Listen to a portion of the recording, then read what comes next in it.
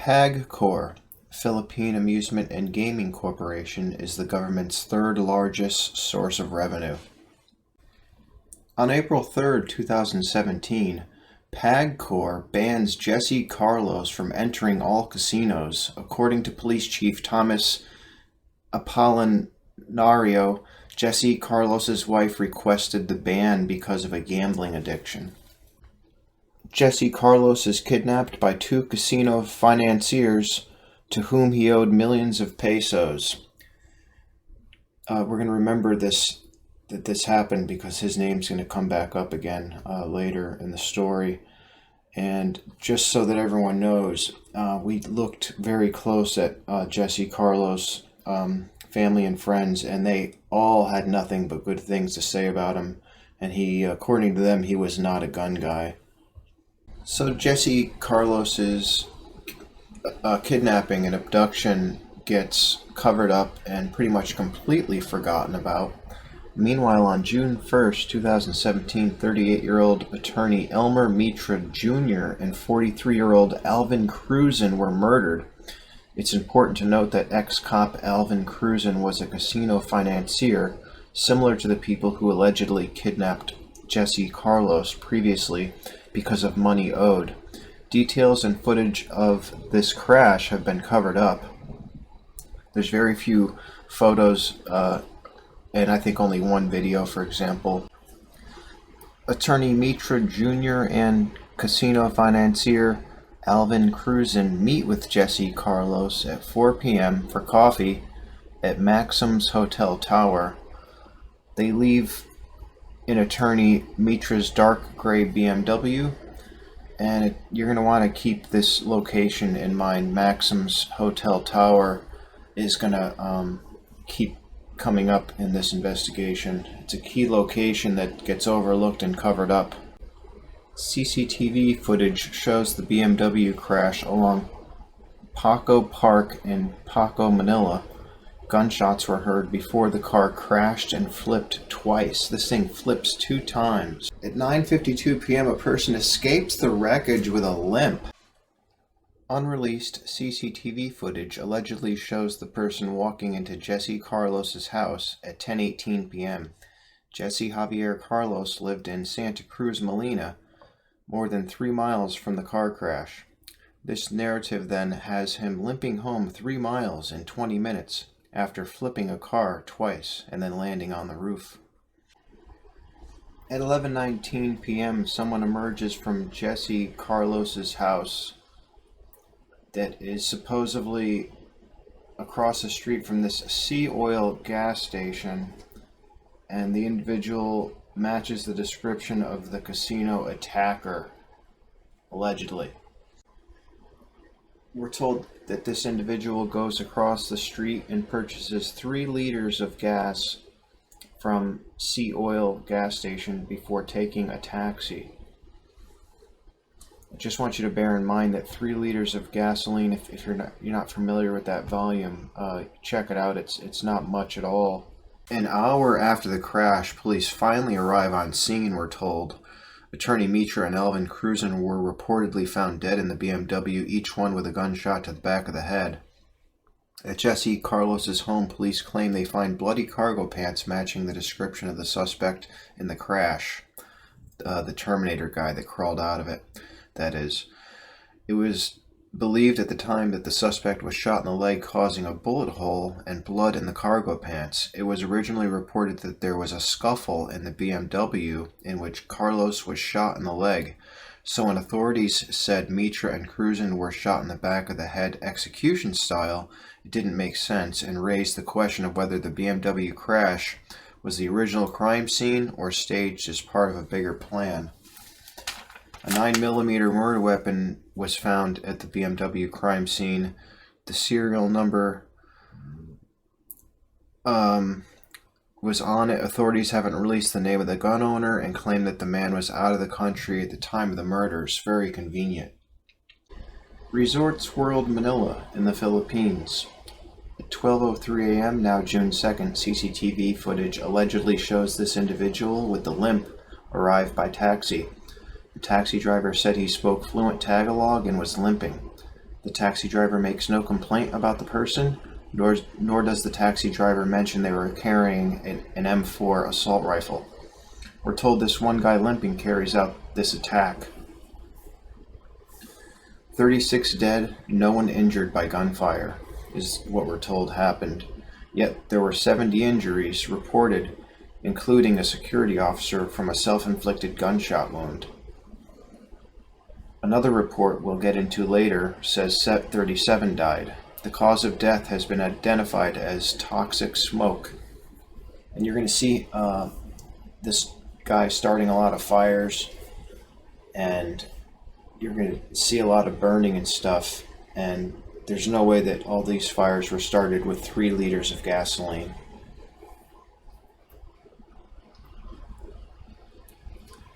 All of the dead were found trapped in the casino area, most of whom were women they found in the bathroom. And it's obvious that this couldn't have been just one person by alone. Way too much fire to be caused by just 3 liters of gasoline.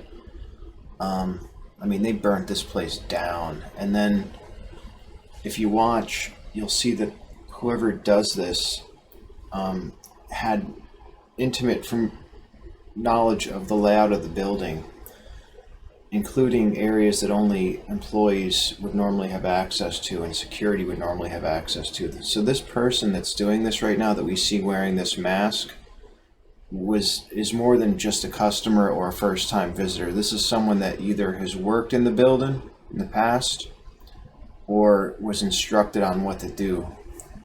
So I'm just going to share a couple of maps with everyone real quick for a little bit of perspective of the property that we're looking at here. And these are going to be the 2 main areas of interest where all this action is taking place. Maxims and Resorts World. And then you're going to see these are streets, Newport Boulevard. There's a lot of similarities with this case when you compare it to the Las Vegas Route 91 Harvest Festival shootings. The lower part of the screen, you're going to see Airlink International Airport, and then to the left, lower left corner, you'll see Terminal 3. But we're going to focus our attention over to this right block on the right here where my cursor is. And so this is what we were just talking about a moment ago. Maxims is in this area, and then Resort World Casino and stuff is over in this area here. So here's going to be the shootout. We'll talk about it in a moment. SWAT claim they exchanged fire with the gunman and say they hit him.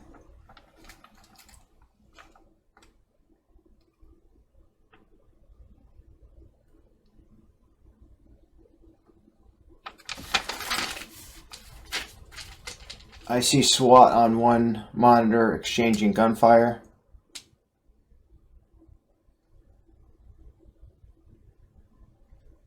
The guy in the lower right monitor is unidentifiable. He's not in a uniform, although he seems to be with them.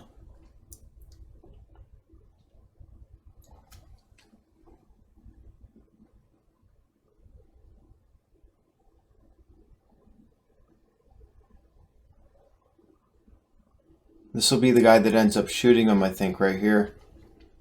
If you want to believe that that's SWAT. Supposedly that's SWAT. You can see him fall back. He was taking fire.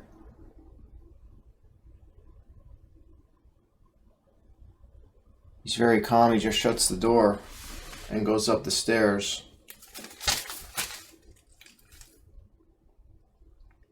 SWAT claim they shot the suspect in the leg. The suspect then runs up the stairwell to Maxims Hotel tower, shoots open room 510, lights yet another fire in the corridor, and then commits suicide by setting himself on fire and then shooting himself in the head, we're told.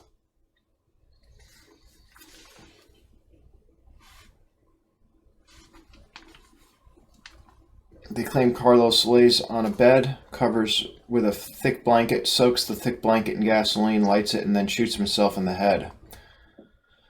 The body was burnt beyond recognition, we're told.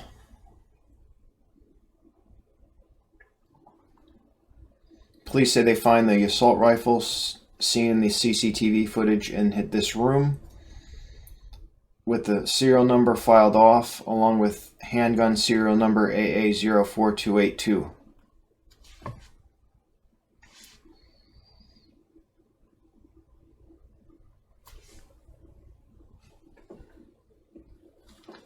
Police Chief Oscar Albayalde originally stated, based on evidence they had, that it was one tall white male fluent in English.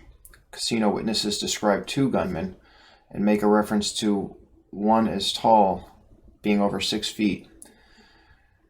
This is a little bit of a problem, as Jessie Carlos was reportedly only 5'9".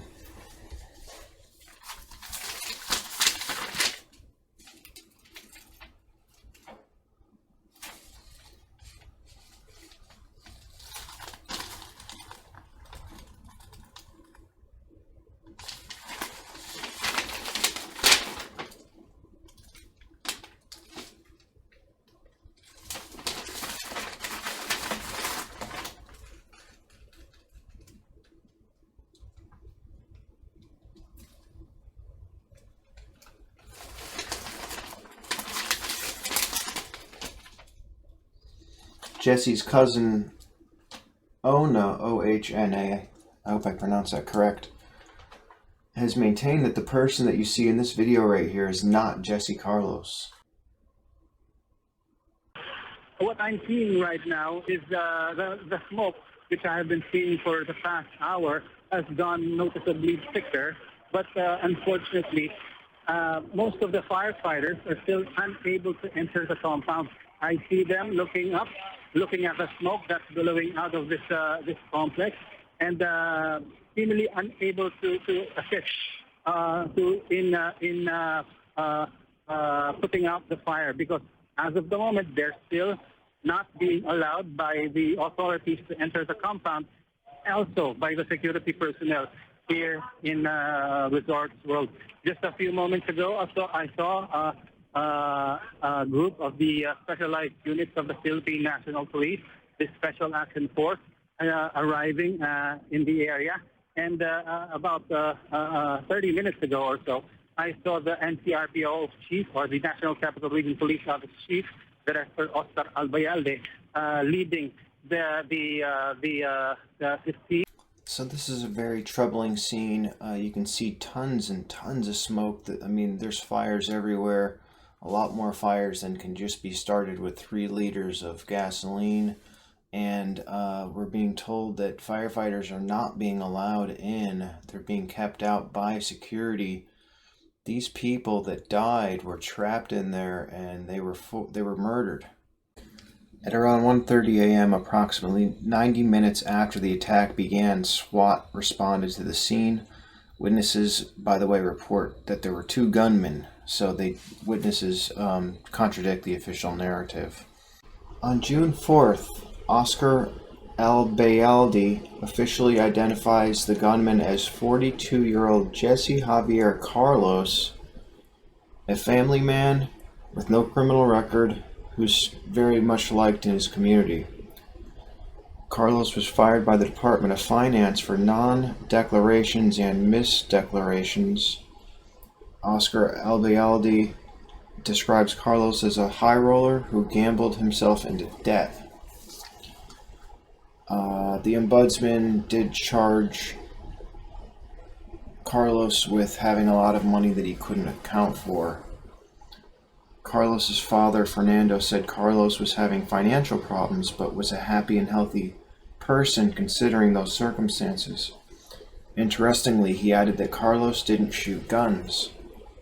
Jessie Javier Carlos's mysterious wife, whose name has been redacted from every article and replaced with next of kin, allegedly manages to get Jessie banned from all casinos, if that's even possible.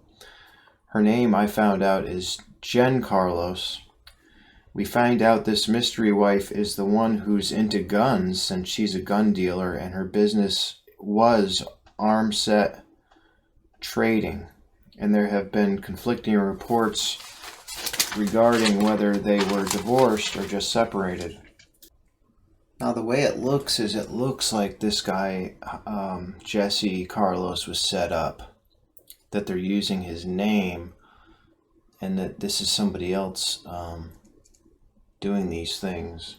We find out that there was 52 security officers working during the attack, with another team patrolling the perimeter armed with 6 AK-47s, 2 M4s, 2 shotguns, and they actually allowed the attack.